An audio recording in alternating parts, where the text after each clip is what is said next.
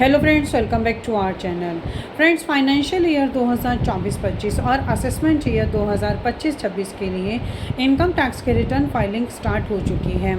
Income tax department के through financial year 2024-25 और assessment year 2025-26 के इनकम टैक्स के रिटर्न फाइलिंग की ड्यू डेट को एक्सटेंड कर दिया गया है।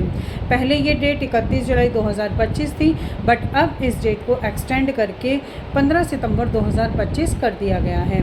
फ्रेंड्स, इनकम टैक्स डिपार्टमेंट के थ्रू ITR फॉर्म्स भी अवेलेबल करा दिए गए हैं। अभी इनकम टैक्स डिपार्टमेंट के थ्रू सिर्फ ITR 1 एंड ITR 4 फॉर्म्स को ही अवेलेबल कराया गया है और इसकी यूटिलिटी भी अवेलेबल करा दी गई है। तो फ्रेंड्स, अगर आपके ऊपर ITR 1 या ITR 4 एप्लीकेबल होता है तो आप अपने इनकम टैक्स के रिटर्न को टाइमली फाइल कर लीजिए, ताकि अगर आपका कोई भी रिफंड बनता है तो वो आपके पास जल्द से जल्द आ जाए। अब फ्रेंड्स, आज की इस वीडियो में हम ये बात करेंगे कि आप अपनी इनकम टैक्स के रिटर्न को फाइलिंग करते हुए किन बातों का आपको ख्याल रखना है। फ्रेंड्स, अगर आपने अभी तक हमारे चैनल को सब्सक्राइब नहीं किया है तो आप अभी कर दीजिए, क्योंकि इससे हमें मोटिवेशन मिलता है आपके लिए ऐसे वीडियोस को आगे लाने के लिए। सो फ्रेंड्स, वीडियो स्टार्ट करते हैं। फ्रेंड्स, इनकम टैक्स के रिटर्न को फाइलिंग करते हुए आपको कुछ खास बातों का ख्याल रखना है, ताकि इनकम टैक्स डिपार्टमेंट के थ्रू आपकी इनकम टैक्स के रिटर्न को जल्दी प्रोसेस किया जाए और अगर आपका कोई भी रिफंड बनता है तो वो आपके अकाउंट में जल्द से जल्द आ जाए। सबसे पहले आपको अपनी इनकम टैक्स के फॉर्म्स को सही चूज़ करना है। अगर आपकी कैपिटल गेन की इनकम है, म्यूचुअल फंड्स की इनकम है, आप सैलरीड पर्सन हैं, आप बिजनेसमैन हैं, आपकी प्रोफेशन से इनकम है, आपके बिजनेस से इनकम है, तो आपको अपने इनकम टैक्स के फॉर्म्स को सही चूज़ करना है।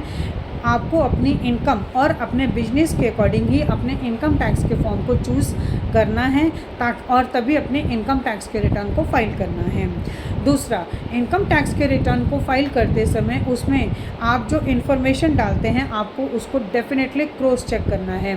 उसकी वजह ये है कि हो सकता है कि आपके 26 AS में अलग एड्रेस आ रहा हो, आपके बैलेंस शीट और कंप्यूटेशन में अलग एड्रेस आ रहा हो, जिसकी वजह से इन फ्यूचर जब आप वीज़ा के लिए अप्लाई करते हैं या फिर अदर कोई भी फाइनेंशियल ट्रांजैक्शंस करते हैं तो मे बी एड्रेस मिसमैच होने की वजह से या एड्रेस डिफरेंसेस होने की वजह से आपको प्रॉब्लम ना आ जाए। तो फ्रेंड्स, जब भी आप अपने इनकम टैक्स के रिटर्न को फाइल करें तो आप अपनी बेसिक इन्फॉर्मेशन को बहुत बारीकी से चेक कर लें।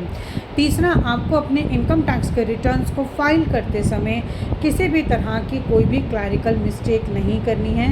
आपको अपने इनकम टैक्स के रिटर्न को फाइल करते समय अपने फॉर्म्स को बहुत ध्यान से चूज़ करके उसमें अपनी सारी इन्फॉर्मेशन को फिल करना है। चौथा एंड लास्ट पॉइंट, जब भी आप अपने इनकम टैक्स के रिटर्न को फाइल करें तो आप यूटिलिटीज़ का ही यूज़ करके अपने इनकम टैक्स के रिटर्न को फाइल करें, क्योंकि इससे मिस्टेक होने के चांसेस बहुत कम हो जाते हैं। सो फ्रेंड्स, आई थिंक ये इन्फॉर्मेशन आपके लिए काफ़ी यूज़फुल होगी। इसी तरह के इन्फॉर्मेटिव वीडियोज़ को कंटिन्यू देखने के लिए आप हमारे YouTube channel and WhatsApp channel Protex corporate solutions Vandana Raheja को सब्सक्राइब, लाइक एंड शेयर करना ना भूलें। और फ्रेंड्स, अगर आप फाइनेंशियल ईयर 2024-25 और असेसमेंट ईयर 2025-26 की इनकम टैक्स के रिटर्न को फाइल कराना चाहते हैं तो आप स्क्रीन में दिए गए कॉन्टैक्ट नंबर्स पे हमसे कॉन्टैक्ट कर सकते हैं। Thank you.